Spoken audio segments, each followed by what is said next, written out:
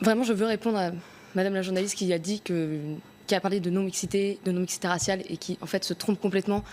Le but, c'est de faire des AG en non-mixité raciale. Ça veut dire que, en fait, ces AG, elles sont organisées par des racisés, donc des personnes de couleur, pour, entre eux, parler des oppressions, parce que l'oppression, le racisme, c'est une oppression qui existe dans notre société et qui a toujours existé et qui existera peut-être toujours. Et donc ça, ces AG, elles sont organisées par des personnes racisées. Ces personnes, pour les AG en non-mixité de genre, c'est organisé par des femmes et des minorités de genre pour parler des oppressions, pour parler du sexisme en dehors, pour libérer la parole en dehors de tout ce qui est les hommes cis, blancs, etc., qui peuvent être des oppresseurs.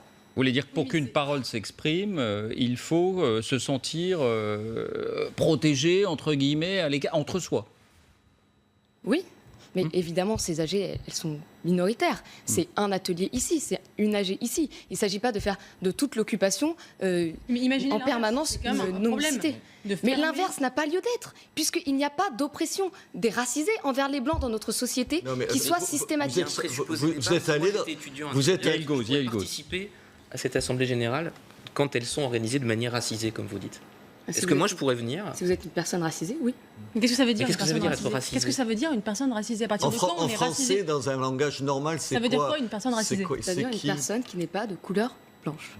Parce que le racisme, dans un certain nombre de quartiers à l'égard des Blancs, puisque vous hésitez sur les mots, ça n'existe pas. C'est une invention. Je n'hésite pas sur les mots, j'utilise les mots qui sont utilisés dans nos luttes. D'accord. Est-ce que ce racisme à l'égard des Blancs, il n'existe pas? Imaginez... Le racisme à l'égard des Blancs n'est pas systématique. Donc le racisme anti-blanc est une invention, il n'existe pas. Maintenant, j'aimerais qu'on revienne sur la répression qu'il y a eu ce matin. Attendez, ça n'existe pas, c'est une invention...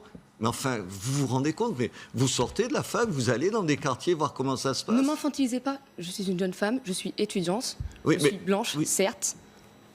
C'est vrai, pour vous c'est très difficile, je comprends qu'avouer que vous êtes blanche, c'est un vrai problème. Est-ce que vous étiez là au moment de l'évacuation, Juliette? J'étais là ce matin au moment de l'évacuation, j'étais en train de dormir dans l'amphi, comme une très grande majorité des étudiants, même s'il y a des gens dehors qui guettaient, etc. Parce qu'on craint toujours une évacuation policière, on craint toujours une attaque de groupuscules fascistes.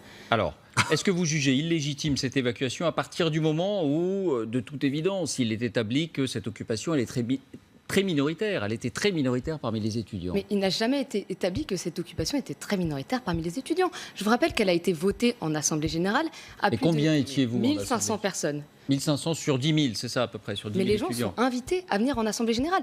Vous parlez comme si la minorité silencieuse était contre le blocage.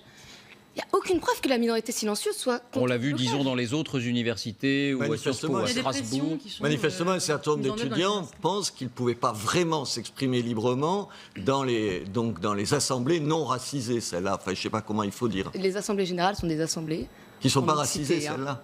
Elles sont en mixité, évidemment. Ah oui, tout le monde y est autorisé. Enfin, vous vous rendez compte, ce vocabulaire, c'est effrayant. Non, cette jeune fille, vous êtes sympathique, vous avez 19 ans, je ne vais pas être agressif et tout. Je suis effrayé par ce que vous dites. Effrayé, je ne sais pas. Soyez effrayé, moi je suis Romain, effrayé par la vieille droite que vous représentez. J'espère que tu vas le dire. Enfin, c'est pas exactement, Romain Goupil. Pour le coup, des discussions qui avaient lieu à Nanterre à l'époque en disant on ne bloque pas la fac. C'était toute la différence entre le 22 mars, qui a occupé simplement le rectorat, et après a appelé à des assemblées générales en dehors, de ne pas bloquer. C'est pas là-dessus que je te pose la question. C'est sur le racisé. Enfin, est-ce que tu acceptes l'idée? Vous avez quand même une obsession. On ne va pas faire tout le débat là-dessus, Robert. Attends, policière, personnellement. C'est quand même hyper important. Imaginez qu'il y ait des gens qui disent, des blancs qui disent, nous on veut une assemblée où il n'y ait pas de gens de couleur.